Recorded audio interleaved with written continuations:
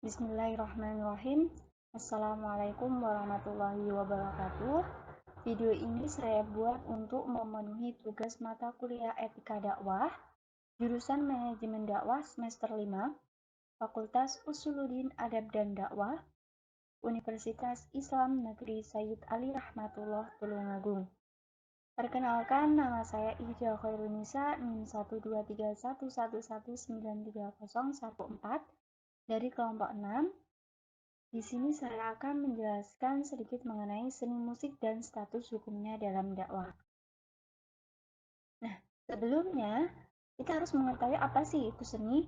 Nah, seni sendiri merupakan media yang sangat penting dalam perkembangan kegiatan keagamaan. Karena media tersebut bisa menggetarkan hati setiap penikmat dan pendengarnya. Seni bukan hanya sebagai hiburan, melainkan sebagai seni yang diciptakan oleh manusia untuk tujuan tertentu.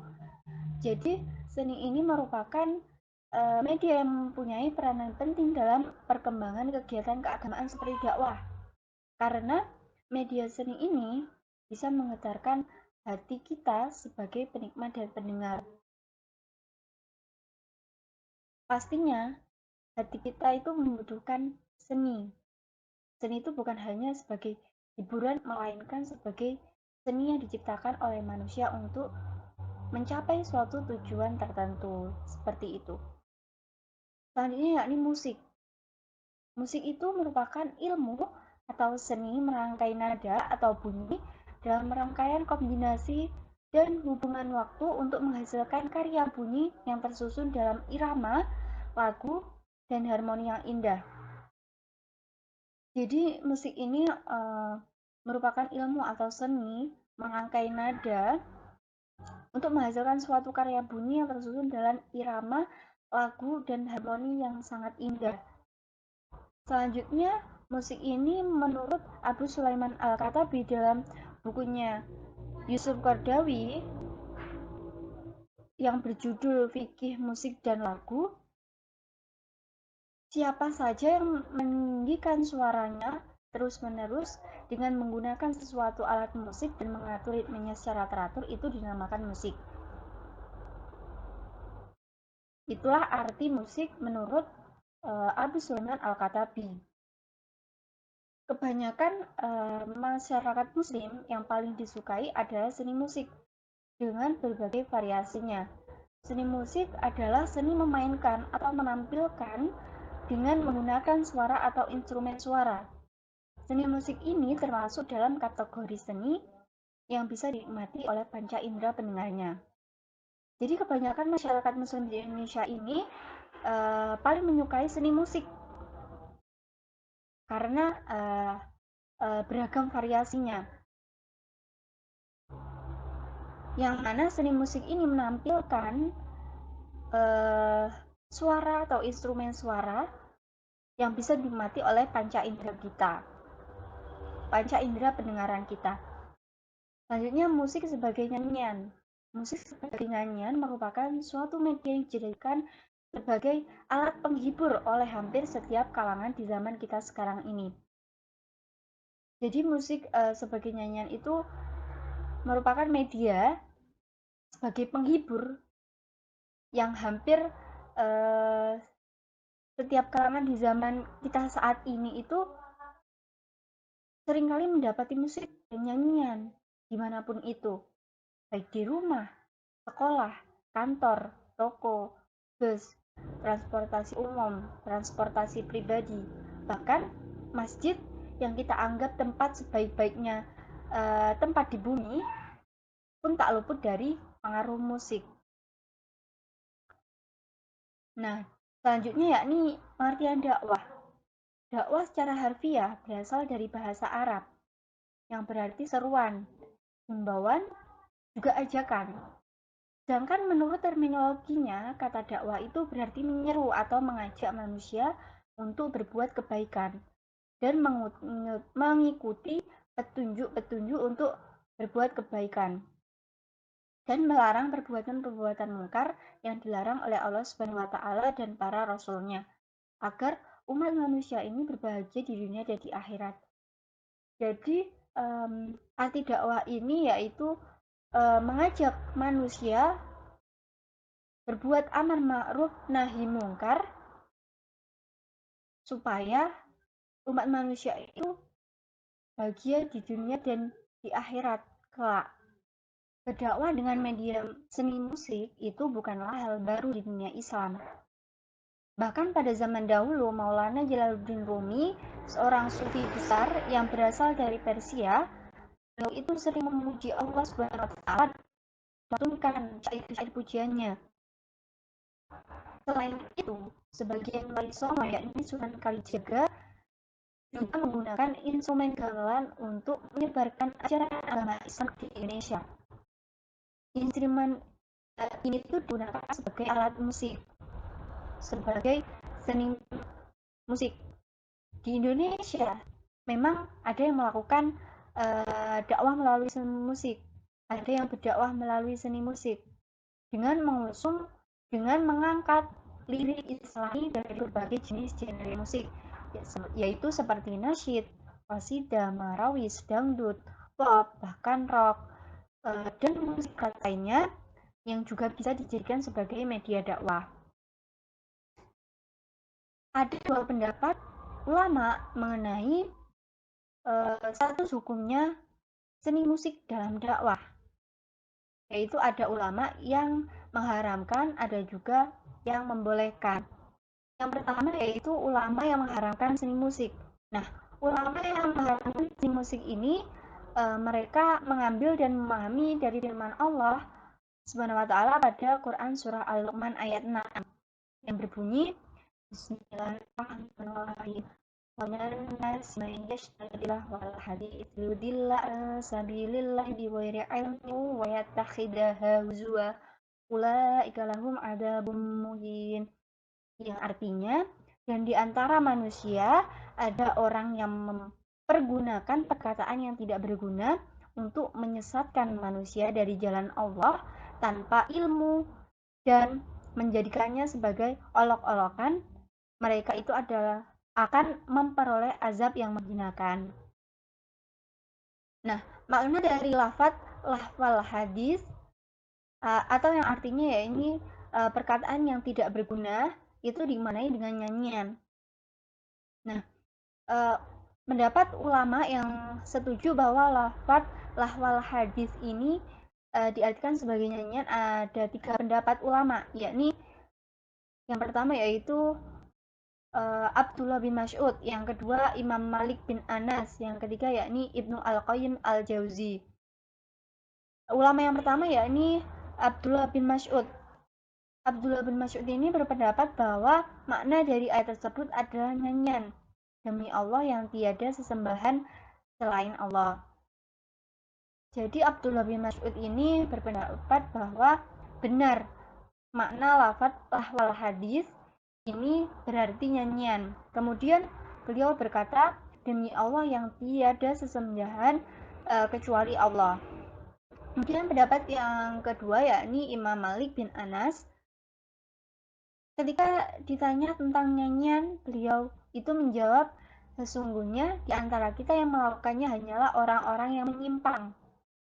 Jika seseorang membeli seorang budak dan mendapatkannya sebagai penyanyi, maka dia berhak mengembalikannya karena alasan cacat.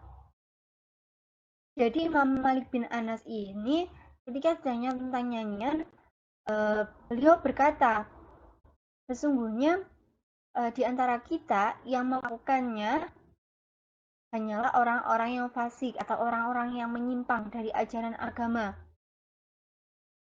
Beliau juga memisalkan bahwa jika seorang membeli seorang budak dan mendapatkan seorang budak yang mana budak tersebut adalah seorang penyanyi, maka dia berhak mengembalikan budak tersebut dengan alasan cacat. Kemudian pendapat yang ketiga yakni pendapat dari Ibnu Al-Qayyim Al-Jauzi yang berkata bahwa mengenai dalil larangan alat musik bahwa al-ma'zif adalah alat musik. Tidak ada perselisihan di antara ahli bahasa yang mengkritik karena kesuciannya. Jadi Ibnu Al-Qayyim Al-Jauzi ini berkata bahwa mengenai beberapa dalil larangan musik ini tidak ada ahli bahasa yang menyatakan bahwa musik itu suci. Jadi beliau setuju dengan lafaz hadis ini diartikan sebagai nyanyian. Nah, berdasarkan pendapat para ulama yang berbeda ini, apakah seni itu digunakan sebagai sarana dakwah? Karena seni musik itu kan identik dengan hura-hura, dengan bersenang-senang. Jadi dakwah melalui musik ini seperti dimisalkan sebagai dakwah melalui miras, dakwah melalui zina, dakwah melalui pemerasan. Miras, zina, dan pemerasan itu kan haram. Jadi meski ada haram yang berbeda-beda, tetapi yang haram tetaplah haram. Jadi tidak mungkin dijadikan sebagai sarana dakwah yang suci karena Allah. Selanjutnya yakni pendapat ulama yang memperbolehkan seni musik. Nah, seni kan merupakan ruh dan budaya manusia yang mengandung dan menggambarkan suatu keindahan. Seni ini lahir dari sisi terdalam manusia yang terdorong oleh kecenderungan seniman kepada yang indah apapun jenis kesenian itu. Jadi dalam dakwah Islam, seni itu merupakan bagian dari media dakwah yang mempunyai daya tarik bagi pendengarnya, terutama dari seni suara atau seni musik itu sendiri. Jadi dalam dakwah Islam, seni musik ini mempunyai daya tarik yang sangat tinggi bagi menarik para pendengarnya. Selain itu, menurut Al-Izzu bin Salam mengatakan bahwa adapun nyanyian yang baik itu bisa mengingatkan manusia pada akhirat, sampai itu bisa disunahkan. Jadi Al-Izzu bin ada nyanyian yang baik. Nyanyian yang baik itu seperti apa? Nyanyian yang baik itu yang bisa mengingatkan manusia pada akhirat, yang bisa mengingatkan manusia pada ibadah, mengingatkan manusia pada Allah. Jadi hal itu tidak apa-apa, justru malah bisa disunahkan. Selain itu, menurut Mas Zuhdi, dan nyanyian itu masuk ke dalam kategori zariah yang seharusnya gue atau mubah dan mengandung lebih besar unsur positifnya dari unsur negatifnya dari sebuah musik. Jadi menurut studi ini, musik dan nyanyian itu hukumnya boleh asalkan mengandung lebih besar unsur positifnya daripada unsur negatifnya. Karena itu, musik dan nyanyian itu pada dasarnya boleh. Bahkan hukumnya bisa meningkat menjadi sunnah atau wajib tergantung kondisi atau keadaan tingkatan suatu persoalannya. Bahkan ketika kita membaca Al-Quran, kita tuh dituntut membaca dengan irama yang indah, dengan lemah lembut, dan pelan-pelan, seperti itu. Nah, dalam sebuah pedoman pokok hukum Islam yang mengikuti mazhab Syafi'i, ada sebuah kaidah atau prinsip al-asyru fi al-asya al-ibah, yang artinya segala sesuatu adalah boleh selama tidak ada nas Al-Quran dan hadis yang mengharamkannya. Jadi menurut mazhab Syafi'i ini, segala sesuatu itu boleh selama tidak ada nas Al-Quran dan hadis yang mengharamkannya. Berikut adalah pendapat ulama yang memperbolehkan seni musik, yakni yang pertama yaitu Imam Ghazali, kemudian M. Khuraish Shihab, kemudian Yusuf Qardawi. Pendapat yang pertama yaitu pendapat dari Imam Ghazali dengan pepatah yang populer yang berbunyi bahwa barang siapa yang tak baru melihat saat musim semi dengan bunga-bunganya atau gambus dengan senarnya, maka komposisi orang tersebut tidaklah sempurna. Fitrahnya berpenyakit parah yang tiada obatnya.